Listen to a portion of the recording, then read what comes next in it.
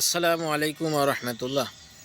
যারা নিজেরাই জাদুগ্রস্তর ভিতরে আছেন, জাদুর সমস্যা, অধিকাংশ জাদুর সমস্যার কারণে কথা বলা কষ্ট হয়, বুক চাপে, শরীরের মধ্যে জ্বালা যন্ত্রণা হয়। তা আপনারা কি করবেন? জাদুর খাদেমগুলো আপনাদের পেটের ভিতরে, বুকের ভিতরে ঢুকে যাওয়ার কারণে এগুলো হয়। আপনাদের আমি একটা সহজ বাক্য শিখিয়ে দিই।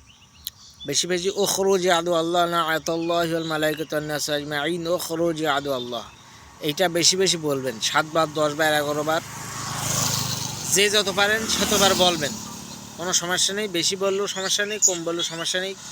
হাঁটতে চলতে ঘুরতে ফিরতে উখরুজ আদু আল্লাহ, উখরুজ উখরুজ, এগুলো একটু এটা বলবেন। আর মনে মনে নিয়ত করবেন যে হে জাদুর শয়তান বের হ শরীর থেকে, জাদুর খাদেম বের হ শরীর থেকে। এগুলো বলবেন বেশি বেশি, দেখবেন ইনশাল্লাহ শরীরটা আগের থেকে অনেক পাতলা হয়ে যাবে, সুস্থ হয়ে যাবে। আর চেষ্টা করবেন সবসময় নামাজ পড়া, আল্লাহ জিকিরের ভিতরে থাকা, আয়াতুল কুরসি 7 বার, ফালাক নাস 7 বার পড়ে বুকে ফু দেবেন, ইনশাল্লাহ ঠিক হয়ে যাবে। ভয়ের কোনো কারণ নেই। আর যদি কোনো রকমভাবে সম্মুখীন না হয় সমাধানে, তাহলে যোগাযোগ করবেন, নাম্বারে ইনশাল্লাহ সমাধান করে দেওয়ার চেষ্টা করব। সবাই ভালো থাকবেন, সুস্থ থাকবেন। আসসালামু আলাইকুম।